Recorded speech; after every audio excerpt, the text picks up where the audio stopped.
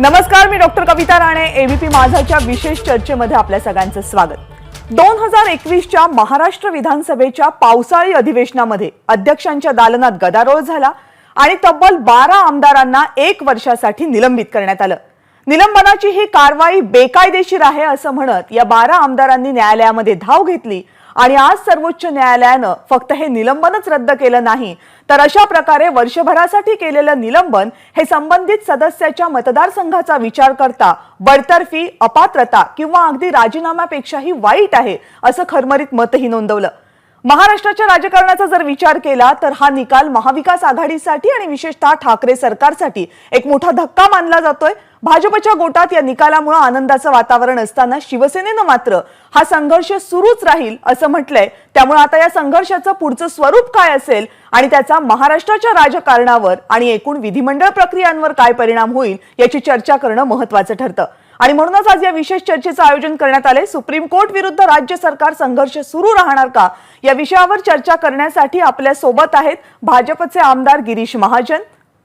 स्टुडिओमध्ये माझ्या सोबत राजकीय विश्लेषक रविकिरण देशमुख आहेत आणि राजकीय विश्लेषक अभय देशपांडे सुद्धा आहेत. याशिवाय आणखीनही काही पाहुणे या चर्चेमध्ये सहभागी होणार आहेत. तत्पूर्वी आत्ता जे पाहुणे आपल्या सोबत आहेत त्या सर्वांचं मी स्वागत करते.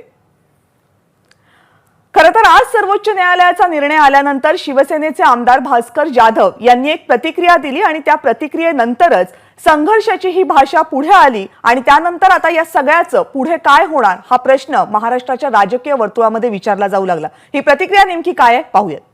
परस्पर चौघांनी एकमेकाचा आदर करून एकमेका स्तंभाला पूरक असं काम करावं, एकमेकाच्या अधिकार कक्षेमध्ये अधिक्षेप करू नये त्यांच्या अधिकारामध्ये, ही सर्वसाधारणपणे लोकशाहीमधली आणि घटनेमधली तरतूद आणि अपेक्षा आहे. आज विधिमंडळानं घेतलेल्या निर्णयासंदर्भात सुप्रीम कोर्ट असा निर्णय देऊ शकतं, तो विधिमंडळाला बंधनकारक आहे की नाही, राहील की नाही, या संदर्भामध्ये खूप मोठी मतमतांतरं होतील, चर्चा होईल, चर्चेचा खळ होईल, कायद्याचा किस काढला जाईल. आणि मला असं वाटतं की हा जर निर्णय लागू करायचा असेल तर ह्याला कायद्यामध्ये बदल करावा लागेल का, कायद्यामध्ये तरतूद करावी लागेल का, घटनात्मक त्या ठिकाणी बाबीमध्ये पुन्हा त्याच्यामध्ये काही तपासावं लागेल का, असं माझं मत आहे. त्यामुळं केवळ सुप्रीम कोर्टानं हा निर्णय दिला म्हणजे हा निर्णय म्हणजे भारतीय जनता पार्टीच्या 12 आमदारांचं निलंबन रद्दच झालं असं म्हणता येईल असं मला व्यक्तिगत वाटत नाही. 100% लढाई सुरू राहील असं मला व्यक्तिगत वाटतं. मी पुन्हा व्यक्तिगत म्हणतोय, कारण इथं विधिमंडळाच्या अधिकार कक्षेमध्ये सुप्रीम कोर्टानं अधिक्षेप केला आहे का, हा खरा चर्चेचा आणि हा खरा वादाचा आणि त्याचबरोबर लोकशाहीमधल्या परस्पर एकमेकाचा आदर राखण्याचा आणि अधिक्षेप न करण्याच्या निर्णयासंदर्भात यातून चर्चा होऊ शकते. आणि म्हणून विधानसभेच्या प्रिमायसेसमध्ये या आमदारांना घ्यायचं की न घ्यायचं हा पूर्णपणे अध्यक्षांचा अधिकार असल्यामुळं ह्या चर्चा पुढे होईल, हा वाद पुढे वाढेल असं मला वाटतं. परंतु शेवटी हा निर्णय अध्यक्षांच्या हातामध्ये आहे, मी काही सांगू शकत नाही. परंतु याच्यावर कुठंतरी एकदा अंतिम निर्णय व्हायला पाहिजे की सुप्रीम कोर्टाचे अधिकार काय आणि विधिमंडळाचे अधिकार काय.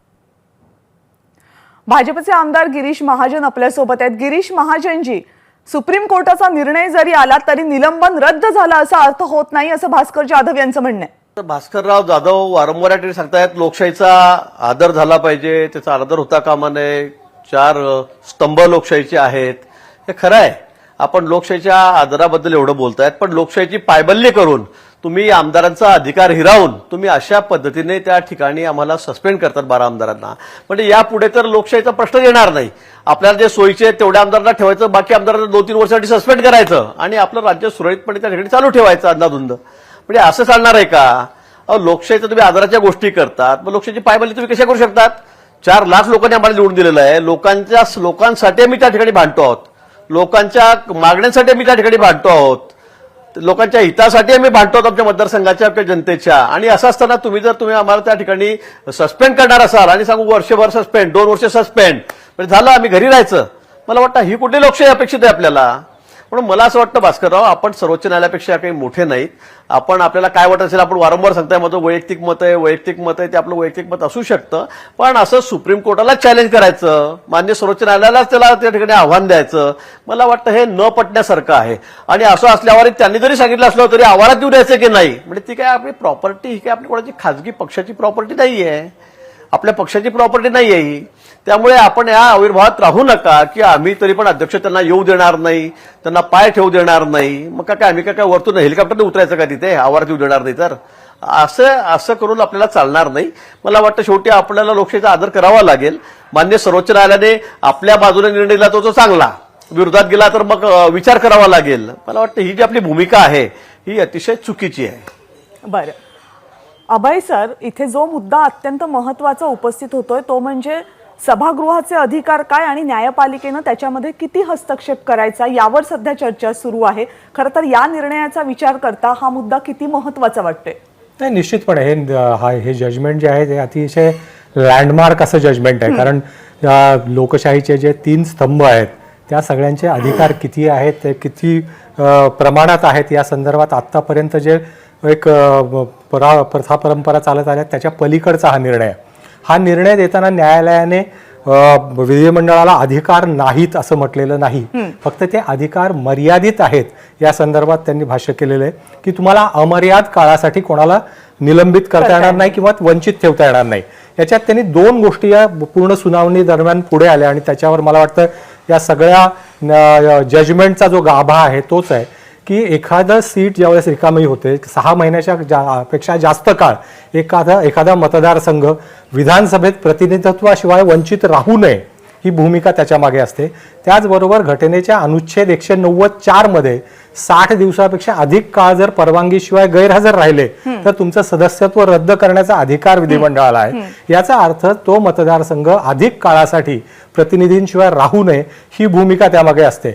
आता आतापर्यंत असा प्रश्न निर्माण झाला नाही, पण अलीकडच्या काळामध्ये बरेचसे जजमेंट असे यायला लागलेत की त्या सार्वभौम अधिकार हे म्हणजे ॲब्सोल्यूट पॉवर नाही आहेत, तर त्याला काही मर्यादा आहेत आणि त्या मर्यादा आता जसे प्रश्न येत आहेत तशा येत आहेत. कारण आत्तापर्यंत सगळ्या गोष्टी सदसद विवेकावर चालत होत्या, पण आता प्रत्येक गोष्टीला कोडिफाईड करावं लागतंय. म्हणजे बऱ्याच वेळा हक्कभंग हा विषय येतो किंवा सभागृहाच्या विषयीच्या अधिकाराचा विषय येतो तेव्हाही ते कोडिफाय केले पाहिजेत अशी मागणी वारंवार होते. आणि घटनेच्या 10th शेड्यूल प्रमाणे पक्षांतरबंदी कायद्यानुसार विधिमंडळाच्या अध्यक्षांनी घेतलेल्या निर्णयाला आव्हान देण्याचा अधिकार न्यायालयात होता. त्याच्यानंतर विशेषाधिकार प्रमाणे दिलेल्या शिक्षा याच्या संदर्भातही न्यायालयाचे निवाडे यायला लागले आणि त्याच्या पलीकडे आता सभासदांना निलंबित करण्याचा कालावधी किती असावा या संदर्भातही न्यायालयाने भाष्य केलंय. आता फक्त एकच प्रश्न आहे कविता त्याच्यामध्ये की विधिमंडळाच्या आवारात प्रवेश देण्याचा अधिकार अध्यक्षांना आहे असं म्हणाले भास्कर जाधव. हे बरोबर आहे, परंतु जे विधिमंडळाचे सदस्य नाहीत अशापैकी कोणाला प्रवेश द्यायचा कोणाला नाही द्यायचा याचे अधिकार किंवा ज्यांचं सदस्यत्व निलंबित केलंय त्या सदस्यांचे अधिकार तुम्हाला वापरता येतात त्या संदर्भात. परंतु ज्यांचं सदस्यत्व न्यायालयाने पुनर्स्थापित केलंय अशा विधिमंडळ सदस्याला रोखता येईल का हाही प्रश्न याच्यामुळे मला वाटतं उपस्थित होणार आहे. अर्थात हे पहिल्यांदाच घडतंय त्याच्यामुळे यात सुरू राहणार आणि हा संघर्ष म्हणण्यापेक्षा कायदेशीर लढाई जी आहे ती सुरू राहील. याला रिव्हिजन होईल, रिव्ह्यू पिटिशन होईल, हे बराच काळ चालेल. परंतु न्यायालयाने विधिमंडळाचे अधिकार हे सार्वभौम असले तरी त्यालाही काही मर्यादा आहे ही बाब मला वाटतं या निर्णयात अधोरेखित केली आहे. राष्ट्रवादीचे नेते अमोल मिटकरी सुद्धा आपल्यासोबत आहेत. अमोल मिटकरी जी प्रश्न आता फक्त निलंबन रद्द किंवा त्यांना कधी प्रवेश द्यायचा वगैरे इतक्या पुरता राहिलेला नाहीये, तर आता मुद्दा असा येतोय की अशा जेव्हा छोट्या छोट्या गोष्टी होतात त्यावेळेस त्याच्यावर सामंजस्याने मार्ग काढणं अपेक्षित असतं सदस्यांनी, पण प्रत्येक गोष्ट कोर्टापर्यंत जाते आणि तिथून सर्वोच्च न्यायालयातला निर्णय आल्यानंतर सुद्धा संघर्षाची भाषा केली जाते. या सगळ्याचे परिणाम काय? ऍक्च्युली मला या चर्चेमध्ये प्रत्यक्ष सहभागी व्हायचं होतं, पण मी एका शाळेला कांड्याच्या भेट द्यायला आलो त्यामुळे स्काईप वरून पण मला कनेक्ट होता आलं नाही. माझ्यापूर्वी जे राजकीय विश्लेषक पांडे सर आहेत ते बोलत होते माझ्या माहितीप्रमाणे त्यांच्या आवाजावरून. मला या चर्चेत अगोदर काय झालं हे सांगता येणार नाही, पण आज भारताचं निलंबन रद्द करण्याचा न्यायालयाचा जो निकाल आला, ठीक आहे, न्यायालयाच्या निकालाचं आम्ही सर्वजण मान राखतो, स्वागत पण करतो. पण आता यावर ज्या पद्धतीनं भारतीय जनता पार्टीचे नेते एक वेगळ्या पद्धतीनं बोलायला लागलेत की ठाकरे सरकारला सणसणीत चपराक, ठाकरे सरकार तोंडावर पडलं, हे अशा पद्धतीने वागले.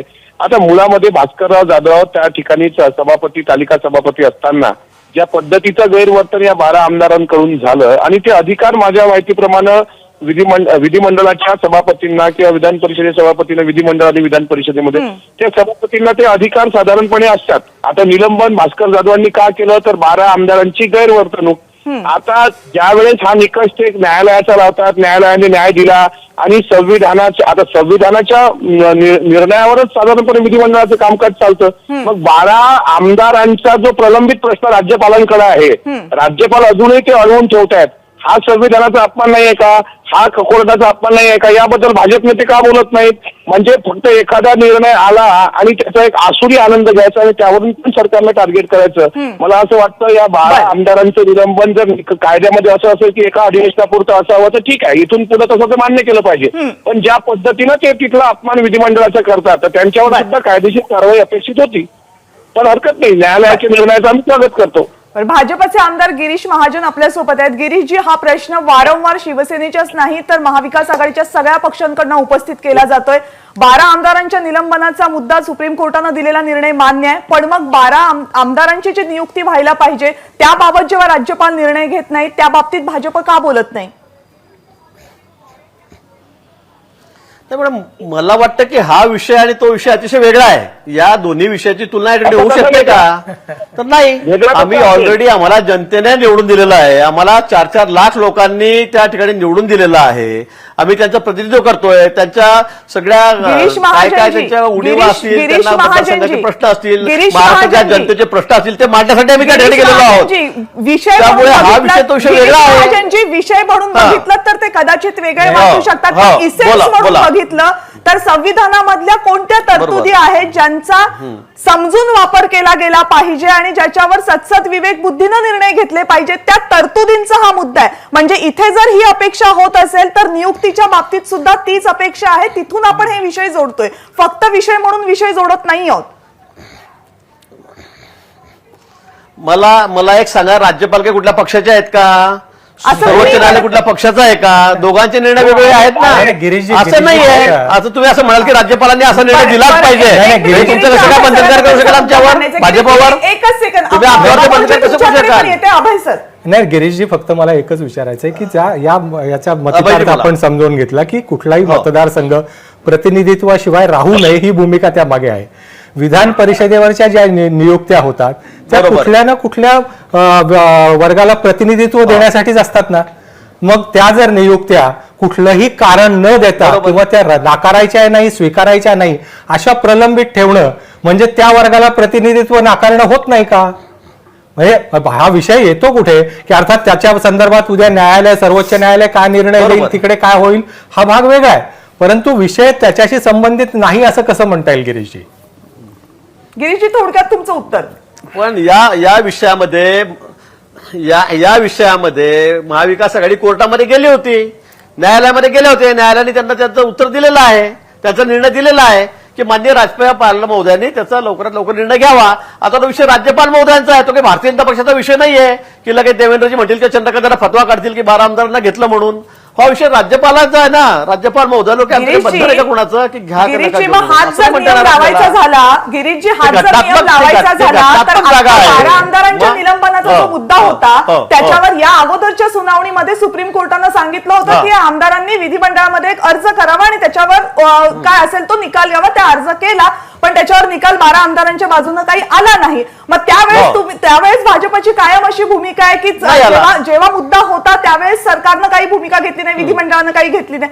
तसंच इथेही होणार आहे की राज्यपालांना वेळ दिलेला आहे किंवा राज्यपालांच्या पदाची मर्यादा राखून कोर्टानं असं म्हटलेलं आहे की तो निर्णय घ्यावा. त्यामुळे तिथे फायनल निर्णय नाही आला तर आपण असे निर्णय जोडू शकत नाही असं मला वाटतंय. या मुद्द्यावर आणखीन चर्चा करायची, पण एक छोटासा ब्रेक इथे घेतोय आणि ब्रेक नंतर या चर्चेत परत येतोय. गिरीशजी येतोय परत या चर्चेमध्ये. छोटासा ब्रेक, पाहत राहा एबीपी माझा.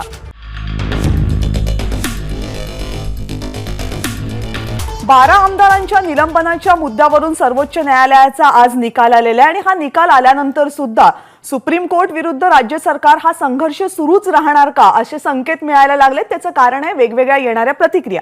या चर्चेच्या आधीच्या भागामध्ये जेव्हा आपण सगळेजण बोलत होतो त्यावेळेस एक मुद्दा प्रकर्षानं आला की 12 आमदारांच्या निलंबनाच्या मुद्द्यावर सुप्रीम कोर्टानं दिलेला निर्णय मान्य आहे, पण मग 12 आमदारांच्या नियुक्तीचा जेव्हा विधान परिषदेवरचा मुद्दा येतो त्यावेळेस मात्र संविधानाचा विचार केला जात नाही आणि तो केला गेला पाहिजे. आणि विशेषतः या मुद्द्यावर भाजप मात्र काही बोलत नाही असा आरोप महाविकास आघाडीच्या प्रमुख पक्षांचा आहे. या सगळ्याबद्दल मला गिरीश महाजन तुम्हाला मगाशी मुद्दा मांडायचा होता ते येतेच तुमच्याकडे, पण त्या अगोदर मला मत जाणून घ्यायचंय रविकिरण देशमुख सरांचं. सर, एक म्हणजे हा फार लँडमार्क जजमेंट आहे आणि यामध्ये जर विधिमंडळाने जर सर्वोच्च न्यायालयाच्या निर्णयाला जर महत्त्व द्यायचं ठरवलं तर भविष्यामध्ये अनेक यातून गुंतागुंत निर्माण होतील. आणि मला मी जे माहिती घेतलेली आहे त्यानुसार असं आहे की एकदा असाच मुद्दा 60च्या दशकामध्ये आला होता.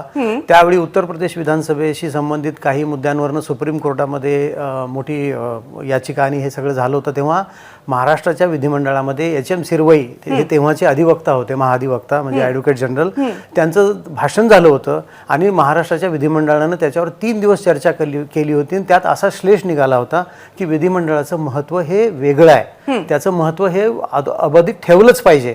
कारण मुद्दा हा आज ह्या 12 आमदारांच्या बद्दलचा निर्णय घेण्याचा नाही आहे, पण साधारणपणे जे काही विधिमंडळाचं कामकाज आम्ही वर्षानुवर्ष पाहत आलोय आणि वृत्तांकन करत आलोय त्यानुसार असं दिसतं की जेव्हा जेव्हा विधिमंडळाचे विशेष अधिकार, सदस्यांचे विशेष अधिकार, त्यांचे वेतन आणि भत्ते याबद्दलचा मुद्दा येतो तेव्हा हे कमालीचे संवेदनशील असतात. हे तिन्ही मुद्दे त्याबद्दल ते कधीही कुणाला हस्तक्षेप करू देत नाहीत. कारण हा आजचे सत्ताधारी हे उद्याचे विरोधक असू शकतात आणि आजचे विरोधक हे उद्याचे सत्ताधारी असू शकतात. त्यामुळे आज जर तुम्ही सर्वोच्च न्यायालयाचं जजमेंट जर अंमलबजावणी करायचं ठरवलं तसं यातून अनेक गुंतागुंती निर्माण होऊन कुठलाही पक्षाचा कुठलाही सदस्य ते मान्य करणार नाही. कारण आपल्या हक्कांविषयी ही मंडळी कमालीची जागरूक असतात, कमालीची. आजपर्यंत 43 वेळा महाराष्ट्र विधिमंडळामध्ये सदस्यांचं निलंबन झालेलं आहे, 43 वेळा. आणि त्या 43 वेळामध्ये सर्वाधिक सदस्यांचं निलंबन हे 43 सदस्यांचं झालेलं आहे माझ्या माहितीप्रमाणे. 1960च्या दशकामध्ये संयुक्त महाराष्ट्र समितीच्या 43 सदस्यांना निलंबित केलं होतं आणि निलंबनाचा कालावधी हा माझ्या माहितीप्रमाणे, कदाचित तो कोणाला करेक्ट पण होऊ शकतो, 8 महिने आहे मॅक्झिमम. 8 महिने ते कमीत कमी 1 दिवस आहे. तोपर्यंत कोणी न्यायालयात गेलं नव्हतं म्हणून आज न्यायालयाचा दरवाजा ठोठावला म्हणून न्यायालय अबू आझमींना हिंदीतून शपथ घ्यायला रोखलं तेव्हा त्यांचे निलंबन 4 वर्षासाठी केलं होतं, नंतर ते कमी केलं. बरोबर. पण ते केलं होतं. मला वाटतं कविता हा प्रश्न फक्त ठाकरे सरकारला दणका वगैरे नाही, तर विधिमंडळाचे अधिकार. एक्झॅक्टली बरोबर. आणि सर मला वाटतं विधिमंडळाचं डिसिप्लिन, कारण तो मुद्दा मला वाटतं शिवसेनेच्या आमदारांनी सुद्धा, नेत्यांनी सुद्धा उपस्थित केलाय की हे जर असंच असेल की एकाच अधिवेशनापुरती जर माझं निलंबन होणार असेल तर मग मला भीती कसली आहे. आणि सेपरेशन ऑफ पॉवर्स आपल्या घटनेने जे म्हटलेलं आहे, विधिमंडळ म्हणजे संसद, न्यायपालिका आणि कार्यपालिका याचे जे अधिकार आहेत ना तिघांचे, ह्या अधिकारांमध्ये ते एकमेकांना हस्तक्षेप करू देत नाहीत. सर्वोच्च न्यायालय सुद्धा इतरांना कुणाला अतिक्रमण करू देत नाही आपल्या अधिकारांवर. तसंच विधिमंडळ किंवा संसद आपल्या अधिकारांवर इतरांना कुणाला अतिक्रमण करू देत नाही. प्रश्न आहे नैतिकता पाळण्याचा आणि शिस्तीनं वागण्याचा. या मुद्द्यावर तर सर्वसामान्य जनता सुद्धा म्हणेल की सभागृहामधलं कामकाज हे नियम आणि कायद्याला धरून चाललं पाहिजे. सदस्यांचं वर्तन हे निश्चित लोक कसे आहेत त्याच्यानुसार असलं पाहिजे, कारण लोकांनी काय आदर्श घ्यायचा यांच्या वागण्यामधून. गिरीश महाजनजी, हा एक खूप महत्वाचा मुद्दा आहे. आज तुम्ही विरोधी पक्षामध्ये आहात, ठीक आहे, या अगोदर तुम्ही सत्ताधारीमध्ये आहात, पुढेही तुम्ही सत्ताधारी पक्ष म्हणून याल. जर मला माहित असेल सदस्य म्हणून की मी कसंही वागलो तरी माझं निलंबन हे फक्त या अधिवेशनापुरतंच होणार आहे, तर सदस्यांना डिसिप्लिन, सदस्यांना शिस्त लावता येईल सभागृहाला? नाही, कसंही वागण्याचं समर्थन आम्ही करणार नाही, पण आमच्या राजकीय फायद्यासाठी, आमचा राजकीय हेतू साध्य करण्यासाठी आम्ही कोणालाही सस्पेंड करू, कोणाचंही निलंबन करू आणि आमची राजकीय पोळी भाजून घेऊ, हे असं जर होत असेल तर ते मात्र लोकशाहीला अतिशय मारक आहे. म्हणजे आम्हाला आता निवडणूक आहे अध्यक्षपदाची, आम्ही 10-20 लोक तुमचे कमी करून टाकू. MLCच्या निवडणुका आहेत, आम्ही 10-15 लोकांना कमी करून टाकू. तर हा अधिकार त्यासाठी नाहीये. मी या सगळ्या कोणाच्या वागण्याचं याचं मी समर्थन करणार नाही. परंतु सत्ताधारी मंडळी, सत्ताधारी जर असतील लोक तर ते याचा जर वापर असा अमर्याद, आपल्याला अधिकार आहे, विशेष अधिकार आहेत, सगळं आहे, परंतु त्याचा वापर जर अशा चुकीच्या कामासाठी होत असेल तर ते बरोबर नाही. तर ती प्रथा पडेल. आपल्या त्या निवडणुका आहेत, पुढे बहुमत सिद्ध करायचंय, टाका सस्पेंड करून राहू द्या त्यांना घरी, 2 वर्ष राहू द्या, 3 वर्ष राहू द्या.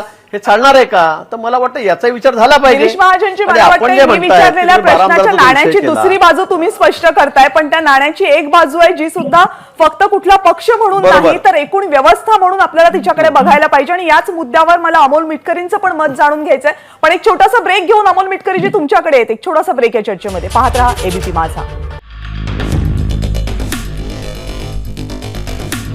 निलंबन रद्द झालेलं आहे 12 आमदारांचं आणि आता त्यांना एंट्री मिळणार का विधिमंडळ परिसरामध्ये असा प्रश्न उपस्थित झालाय. त्याला कारण आहे शिवसेनेनं दिलेले संकेत. अर्थात हा कायदेशीर संघर्ष सुरूच राहील, मात्र या निर्णयामुळे अनेक प्रश्न उपस्थित झालेले आहेत आणि त्याच प्रश्नांवर आपण चर्चा करतोय. एक खूप महत्त्वाचा मुद्दा उपस्थित झाला या चर्चेमध्ये, तो असा आहे की निलंबन हे फक्त माझं त्या अधिवेशनापुरतंच, जर या निर्णयाचा विचार केला सर्वोच्च न्यायालयाचा, तर त्या अधिवेशनापुरतंच जर होणार असेल तर खरोखर सदस्यांमध्ये डिसिप्लिन शिस्त राहील का? कारण सध्याचं आपण जे अधिवेशनांमधलं वातावरण पाहतो ते वातावरण पाहिलं तर हा प्रश्न नक्की उपस्थित होतो. अमोल मिटकरीजी, हा कोणत्या पक्षाच्या नेत्यासाठी प्रश्न नाहीये, तर हा एका विधिमंडळाच्या सदस्यासाठी प्रश्न आहे.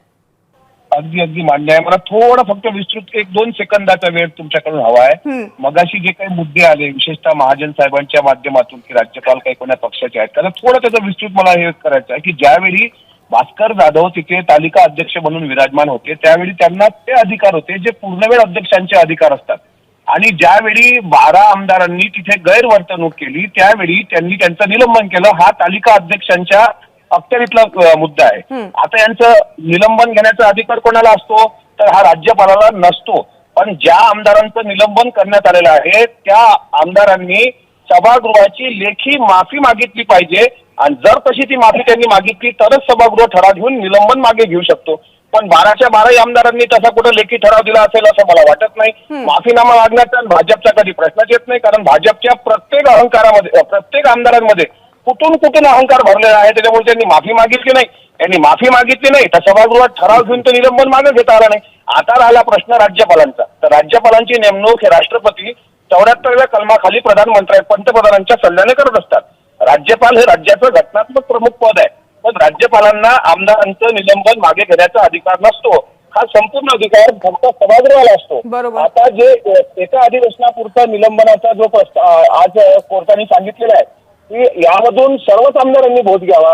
या चर्चेला तुम्ही राजकीय चर्चा म्हणून पाहू नये कृपा करून. मात्र जे निलंबन झालं होतं त्यामध्ये गैरवर्तणूक जी 12 आमदारांची होती आणि नंतर मग खापर महाविकास आघाडी सरकारला चपराक द्यायची, फोडायचं, त्याच्यात अहंकार भरलेला, अशा पद्धतीच्या वल्गना करून आम्हाला फार मोठा न्याय मिळाला आणि आम्ही फार जिंकलो अशा उन्मादात कोण्याही आमदारांनी राहू नये. यातून शिकण्यासारखं आहे. मात्र सभागृहाला सुद्धा एक आदर असतो, सभागृहाचा सुद्धा एक सन्मान असतो. राजदंड पडविणे किंवा सभागृहाचा अवमान करणे असं जर कुठला सदस्य करत असेल तर त्याचं निलंबन हे झालंच पाहिजे. नवे कारवाई पण झाली पाहिजे, नवे तुरुंगवास पण झाला पाहिजे अशा मताचा मी आहे. पण आजचा आलेला निर्णय हा सर्वोच्च न्यायालयाचा निर्णय असल्यामुळे आम्ही सर्वजण त्या निर्णयाचा सन्मान ठेवतो. गिरीश महाजनजी, त्यांचा मुद्दा एक आहे जो मला वाटतं की तुम्हाला विचारला पाहिजे की लेखी माफी मागून जर प्रश्न सुटला असता तर मग न्यायालयापर्यंत जाण्याची नेमकी आवश्यकता होती? नाही बघा, आतापर्यंत काही या सभागृहाच्या प्रथा परंपरा आहेत आणि नियमही आहेत.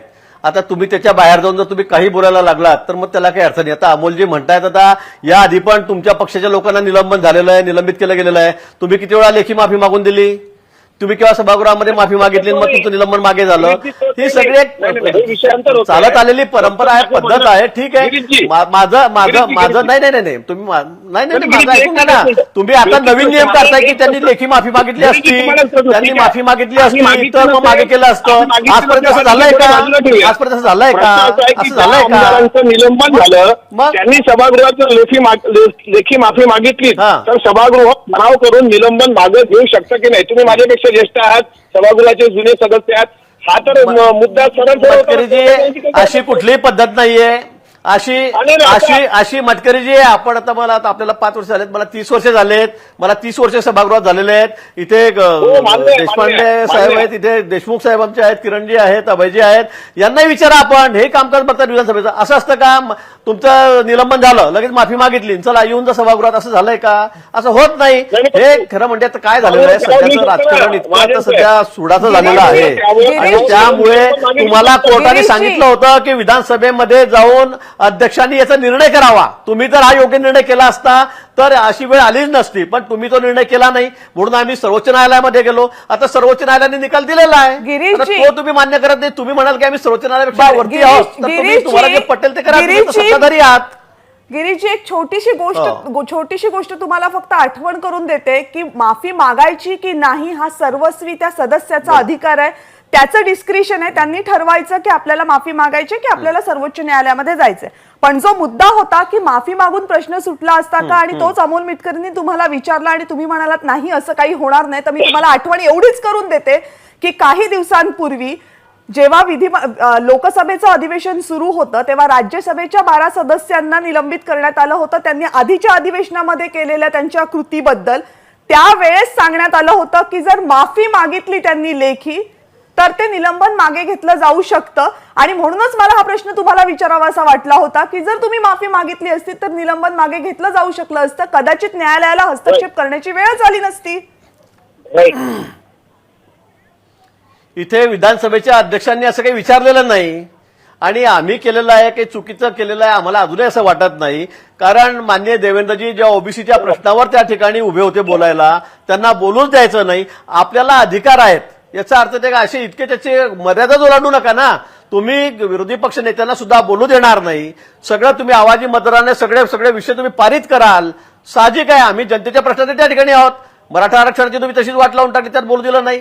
ओबीसीच्या आरक्षणाच्या बाबतीमध्ये तुम्ही आम्हाला बोलू देत नाही. शेतकऱ्यांच्या प्रश्नावर बोलू देत नाही. मग साहजिक आहे सदस्यांचा संताप अनावर होईल, पण त्यालाही मर्यादा आहेत, मी हे मान्य करतो. परंतु तुम्ही म्हणाल की आता तुम्ही या विषयावर का बोले, माफी मागा. पण आता अध्यक्षांनी जर असं किंवा आमच्याकडे तर या सभागृहामध्ये अशी प्रथा-परंपरा मला कधी आठवत नाही की सस्पेंड केल्यावर माफी मागा आणि लगेच त्यांना रिस्ट्रिक्ट करून घ्या. अभय देशपांडे आपल्यासोबत आहेत. मला वाटतं प्रदीर्घ अनुभव आहे अभय देशपांडेंकडे या सगळ्या प्रक्रियांचा. अभयजी, असं कधी होत नाही की माफी मागितली आणि प्रकरण संपलं म्हणून? नाही, साधारणतः असं होतं की निलंबन झाल्यानंतर बीएससीचे म्हणजे कामकाज सल्लागार समितीच्या बैठकीत अनेकदा चर्चा होतात, त्याच्यातून मार्ग काढला जातो आणि निलंबन मागे घेतलं जातं. परंतु अलीकडच्या काळामधला हा जो एक म्हणजे लढा जो होता, वैचारिक लढा होता, तो आता गुद्दागुद्दीवर आलेला आहे आणि जो संघर्ष तो इतका तीव्र झाला आहे की आता संवादाचा जागा फार कमी झाल्यात, त्यामुळे इतक्या टोकाला मतभेद जात आहेत. मला वाटतं की न्यायालयाच्या निर्णयाकडे विधिमंडळ म्हणून एकत्रितपणे बघायला पाहिजे. विधिमंडळाचे अधिकार संकुचित होणं कितपत योग्य आहे, या पुढच्या काळामध्ये त्याचे काय परिणाम होणार आहेत. न्यायालयाने आज जरी एक अधिवेशनाचं म्हटलं असलं तरी ते हा अधिकार विधिमंडळाने विवेकाने वापरावा. मला वाटतं की ही बाब त्याच्यामध्ये अधोरेखित केलेली आहे न्यायालयाने. आता ही मर्यादा घालणं योग्य आहे का नाही त्याचा आता रिव्ह्यू पिटिशन, तो कायदेशीर लढा सुरू राहील. कारण सगळे गोंधळ घातला की फक्त एक अधिवेशन, तो कसाही असला तरी असं कसं चालेल. आणि न्यायालयाने जे शब्द वापरलेत, वाक्य वापरली आहेत त्याच्यामध्ये की हे 1 वर्षासाठीचं सस्पेन्शन हे कायमचं अपात्र ठरवण्यापेक्षाही वाईट आहे. म्हणजे एखादा गुन्हा कायमचं अपात्र ठरवायला तर चालेल, अशाच पद्धतीचा असेल तर चालेल का? त्यामुळे मला वाटतं की कुठेतरी याच्यावर विवेकाने निर्णय होणं आवश्यक आहे. आणि बऱ्याचदा वेळेस आपण ज्यावेळेस विवेक वापरत नाही त्यावेळेस न्यायालयाचा हस्तक्षेप करायला आपण संधी देत असतो. आज राज्यपालांच्या निर्णयासंदर्भात उच्च न्यायालयाने जे सांगितलं की तुम्ही निर्णय वेळेत घेतला पाहिजे, परंतु तुम्हाला निर्देश देणं योग्य वाटत नाही म्हणून आम्ही हा निर्देश देत नाही आहोत. तसंच सर्वोच्च न्यायालयाने आधी तुम्हाला विधानसभा अध्यक्षांकडे जायला सांगितलं होतं, त्याच्यावर निर्णय झाला नाही म्हणून हस्तक्षेप केला. कदाचित उद्या नियुक्त्याच्या संदर्भातही सर्वोच्च न्यायालय काही गाईडलाईन्स ठरवून देईल. म्हणून मला वाटतं की आपली स्वयं अधिकार जे आहेत विवेकाने वापरले तर असे संघर्षाचे क्षण किंवा प्रसंग कमी होतील. बारा आमदारांचं निलंबन रद्द झाल्याचा सुप्रीम कोर्टाचा आजचा आलेला निर्णय आणि त्यानंतर येणाऱ्या विविध राजकीय नेत्यांच्या प्रतिक्रिया याच्यावरून आज महाराष्ट्राच्या राजकारणात प्रचंड गरमागरमी पाहायला मिळते. मात्र हा मुद्दा फक्त राजकीय मुद्दा नाहीये, तर तो एकूण महाराष्ट्रापेक्षा अवघ्या देशाच्या विधिमंडळ प्रक्रियांवर प्रकाशझोत टाकणारा मुद्दा आहे आणि म्हणूनच या मुद्द्याची चर्चा करणं महत्त्वाचं ठरतं. रविकिरण सर, मगाशी असा मुद्दा समोर आला की मग शिस्त कशी राहणार, पण त्याच्याही पुढे जाऊन मला प्रश्न तुम्हाला हा विचारायचा आहे की समजा आता जर सदस्य, विधिमंडळाचा सदस्य म्हणून जर मला जाणीव आहे की मी काहीही वागलो तरी माझं सदस्यत्वाचं जर निलंबन झालं तर ते एकाच फक्त सेशन पुरतं होणार आहे, तर याच्या पुढे जाऊन जर विधिमंडळानं एका सेशनच्या याच्यातून जर काही संदेश जात नसेल आणि जर अपात्रतेचा मुद्दा वापरायचा ठरवला तर ते मला वाटते रोगापेक्षा इलाज भयंकर होईल. याचं मूळ याच्यात आहे एक पहिली गोष्ट ही स्पष्ट झाली पाहिजे की सभागृह हे सार्वभौम आहे. सार्वभौम आहे म्हणजे सभागृहाचं जे नियम आहेत, त्यांची जी चौकट आहे, त्याच्या बाहेरच्या गोष्टी ते जाऊ देत नाहीत कधी. सार्वभौम आहे म्हणजे सभागृह न्यायालय म्हणून सुद्धा काम करतं. शिक्षा देण्याचे सुद्धा अधिकार आहेत सभागृहाला. हे एकदा मान्य करायला पाहिजे. ते आजच्या जजमेंटमध्ये पण ते आजच्या न्यायालयानं जजमेंटमध्ये पण आहे. आणि याच भूमिकेतनं सभागृहानं शिक्षा पण केलेल्या आहेत का अनेक लोकांना. पण हे जेव्हा मुद्दा येतो अधिकार कक्षा ओलांडण्याचा, तेव्हा हे सगळा गोंधळ होतो. मुद्दा आहे शिस्त किती पाळावी याचा. आपल्या देशामध्ये काय झालेलं आहे, लोकशाहीच्या आधी पक्ष हा महत्वाचा झाला आहे. त्यामुळे पक्षीय लोकशाही आली आपल्याकडे. पक्षाची चौकट, पक्षाची शिस्त, पक्षाची भूमिका, सगळं काही पक्ष. आणि लोक येतात फक्त मतदानाच्या दिवशी. मतदान झालं की पुन्हा पक्षीय लोकशाही सुरू होते. तिथून हा सगळा गोंधळ झालाय. आणि आपल्या पक्षाची भूमिका मांडत असताना मर्यादांचं उल्लंघन व्हायला लागलंय की माझ्या पक्षाची ही भूमिका आहे, मला आता तुम्हाला विरोधच करायचा तर कुठल्या टोकाला जाऊन विरोध करायचा. त्यातनं हे गंभीर प्रश्न निर्माण होत आहेत. मी तुम्हाला एक साधीशी गोष्ट सांगतो जी आजच्या पिढीला पूर्ण विस्मरणात गेलेली आहे. आणि कुठल्याही पक्षाचे ज्येष्ठ नेते सुद्धा आपल्या सदस्यांना हे सांगत नाही आहेत. पूर्वी सभागृहामध्ये अध्यक्ष नेम करीन असं म्हणायचे. नेम करीन हा काय प्रकार आहे हो, याचा इतिहास कधी कुणी पाहिलाय का आजच्या काळामध्ये? नेम करीन याचा इतिहास असा आहे की अध्यक्ष म्हणायचे की मी नाव घेऊन तुम्हाला सांगेन. नाव घेण्यामध्ये काय होतं माहितीये का? पूर्वी आज सभागृहामध्ये एकमेकांचा उल्लेख सर्रास नावं घेऊन करतात. सोबत भाऊ, दादा, काका, आबा सगळं काही जोडतात. मूळ मुद्दा असा आहे की तुम्ही जेव्हा एखाद्या कायदे मंडळात बसताना तेव्हा कायदेशीर काम करा. नेम करणं म्हणजे काय होतं की पूर्वी सभागृहामध्ये नाव घेण्याची पद्धत नव्हती आमदारांचं. पूर्वी सभागृहामध्ये एखाद्या सदस्याला बोलण्याची परवानगी देत असताना त्याच्या मतदारसंघाचं नाव घेऊन सांगितलं जायचं की जसं की नांदेड शहर, जसं की शिवाजीनगर, जसं की कांदिवली असं म्हणायचे. सन्माननीय सदस्य शिवाजीनगर असं म्हणायचे. याचा अर्थ असा आहे की त्या सदस्यांचं नाव न घेता त्या मतदारसंघाचं नाव घेतल्यामुळं त्या मतदारसंघातील 5 लाख सदस्यांच्या वतीनं हा सदस्य इथं बोलणार आहे. 5 लाख लोकांच्या वतीनं हा सदस्य इथं बोलणार आहे. आणि जेव्हा सदस्य तो मर्यादांचं उल्लंघन करायला लागेल त्यावेळी सभागृहाच्या पीठासीन अधिकारी जे होते बसलेले ते असे म्हणायचे की तुम्ही जर माझं ऐकत नसाल तर मी नेम करीन. त्यावेळी नाव घेऊन अध्यक्षांनी बोलणं हा अवमान समजला जायचा सदस्यांचा. आज ह्या सगळ्या गोष्टींचा सदस्यांना विचार पडलेला आहे. आज सर ते तिथपासून खाली येऊन प्राण्यांचे आवाज काढण्यापर्यंत गेले. प्राण्यांचे आवाज काढण्यापर्यंत ते खाली गेले. त्यामुळे नाव घेणं राहिलं बाजूला, मतदारसंघाचं नावही राहिलं बाजूला.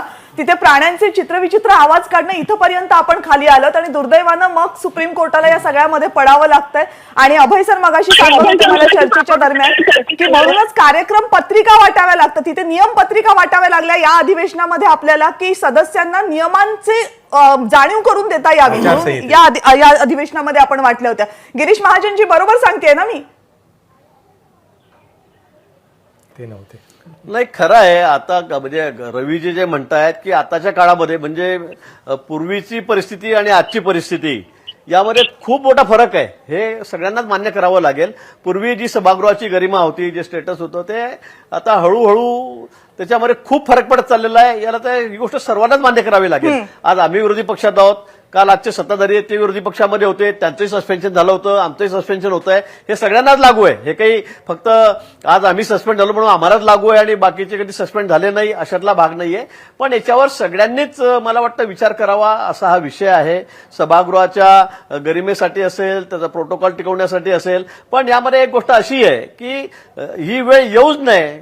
मला असं वाटतं की उच्च न्यायालयाने, सर्वोच्च न्यायालयाने आता हा निर्णय दिलेला आहे. ही वेळ येऊच नाही ना. त्याच्यासाठी ही जबाबदारी सत्ताधारी मंडळीची पण आहे, तालिकेवर बसलेल्या तिथल्या अध्यक्षांची पण आहे. म्हणजे एखाद्या म्हणजे आपण बघितलं असेल इथे अभयजी आहेत, रवीजी आहेत, म्हणजे फक्त बहुमताच्या जोरावर सगळं रेटूनच न्यायचं, बोलूच द्यायचं नाही. महत्वाच्या विषयावर सुद्धा कोणाला बोलू द्यायचं नाही, बिलांवर बोलू द्यायचं नाही, सगळं पारित करून द्यायचं कामकाज. हे सर्रास चाललेलं आहे. पूर्वी असं होत होतं का? तर असं होत नव्हतं. पण तू आता तर आम्ही काहीही करू, आमच्याकडे बहुमत आहे, ही जी भूमिका सत्ताधारी पक्षांची झालेली आहे, मला वाटतं ही चुकीची आहे. आणि त्यातून सगळे प्रॉब्लेम निर्माण होत आहेत. मग विरोधी पक्षालाही वर जावं गिरीशजी मला अपेक्षा एवढीच आहे की तुमचं हे म्हणणं फक्त महाराष्ट्राच्या विधानसभेपुरतं मर्यादित नाहीये. हे सगळ्यांसाठीच एकूण व्यवस्थेच्या दृष्टीनं तुम्ही बोलताय असं मी अपेक्षित धरते. अमोल मिटकरी जी तुमची शेवटची प्रतिक्रिया. असं एकच म्हणणं आहे, गिरीश महाजन साहेबांचा 40-30 वर्षाचा जुना अनुभव आहे असं ते सांगतात. आणि ते बरोबर आहे. माझ्यासारखे नव्हते, त्यांना 2-3 वर्षाचाच अनुभव सभागृहाचा आहे. पण सभागृहातून आम्ही बरेच काही शिकण्यासारखे नवे आमदार येत असतो, मग ते त्यांचे पक्षात असतील किंवा आमच्या विरोधी पक्षात पण, आम्ही म्हणजे सत्ताधारी पक्षात पण असतील. पण ही आम्ही काय शिकवण घेतली पाहिजे या लोकांकडून? कोणी मांजरीचा आवाज काढतं, कोणी गाढवांचा आवाज काढतं, कोणी विधिमंडळाचं कामकाजच त्या बाहेर दुसरं विधिमंडळ तयार करतं, पॅरलल विधिमंडळ. कशाही पद्धतीने बोलणं, एकेरी भाषेमध्ये बोलणं, म्हणजे आम्ही सुद्धा काय शिकावं? शेवटी मी ज्या पक्षाचा आहे त्या पक्षामध्ये पवार साहेबांनी अनेक वर्ष जे संसदीय राजकारण केलंय त्यांची गोष्टी पण आम्हाला आहे की बाबा शिष्टाचार कसा पाळला पाहिजे. निलंबन का झालं तर हे म्हणतात निलंबनाची पाळीच येऊ नये, पण थोड्या थोड्या मुद्द्यावर वॉकआउट करणं, कुठला एखादा मुद्दा निघाला तर त्यावर चर्चाच करणं नाही. अखंड तांडव चालू असतो. देवेंद्रजी असतील किंवा चंद्रकांत पाटील असतील किंवा आशिष शेलार असतील, संजय कुटे असतील, एवढे अखंड तांडव करत असतात की तुम्ही बाबा सत्ताधाऱ्यांना निदान बोलू तर द्या. एखाद्या मुख्यमंत्री एखाद्या वेळेस आजार असतील, त्या आजारपणावर टिंगल टवाळा करणं. तर मला असं वाटतं नवख्या आमदारांनी आमच्यासारख्या नवीन काय विद्यार्थ्यांनी शिकावं हा प्रश्न आहे. आणि निदान ही म्हणूनच सहा मगाशी मी देशात- उल्लेख केला त्याप्रमाणे पुस्तिका वाटावी लागली होती यावेळेसच्या अधिवेशनामध्ये. अपेक्षा आहे की अशा वेळा पुन्हा येऊ नयेत. हा जो निकाल आज आलेला आहे तो निकाल फक्त महाराष्ट्राच्या दृष्टीनं नाही तर या देशातल्या प्रत्येक विधिमंडळाच्या, लोकसभेच्या, राज्यसभेच्या सगळ्या सदस्यांसाठी अत्यंत महत्त्वाचा निकाल आहे. कारण हा निकाल फक्त निलंबन किती काळाचं असावं याच्यासाठी मर्यादित नाहीये, तर हा निकाल जर तुम्ही स्पष्ट वाचलात, जवळपास मोठं 100 पानांपेक्षा जास्त जजमेंट येते. या जजमेंटमध्ये जे काय आज सुप्रीम कोर्टानं म्हटलंय ते सुप्रीम कोर्टाला आज जाणीव करून द्यावी लागली की सदस्यांचे नेमके अधिकार काय आहेत, सदस्यांची कर्तव्य काय आहेत. आणि ही जी विधिमंडळ, ही जी सभागृह आहेत ती जनतेच्या न्यायाची पहिली केंद्र आहेत आणि तिथे असणाऱ्या सदस्यांनी आपण जनतेच्या न्यायासाठी इथे आलोय याची जाणीव ठेवायला पाहिजे. दुर्दैवानं ती जाणीव नाहीये आणि म्हणून सुप्रीम कोर्टाला हा निर्णय द्यावा लागतो असं सुप्रीम कोर्टाने या निकालामध्ये म्हटलेलं आहे. अपेक्षा आहे की सुप्रीम कोर्टानं कान टोचल्यावर तरी आपल्याला लोकसभेमध्ये, राज्यसभेमध्ये आणि वेगवेगळ्या राज्यांच्या विधानसभेमध्ये, विधान परिषदांमध्ये जी परिस्थिती दिसते ती काहीशी सुधारायला तरी मदत व्हावी, इतकीच या निकालाच्या नंतर अपेक्षा आहे. आपण सर्वजण या चर्चेमध्ये सहभागी झालात, आपापली मतं मांडली, त्याबद्दल सगळ्यांचे मनपूर्वक आभार. या चर्चेमध्ये आता वेळ झाली इथेच थांबण्याची. पाहत रहा एबीपी माझा.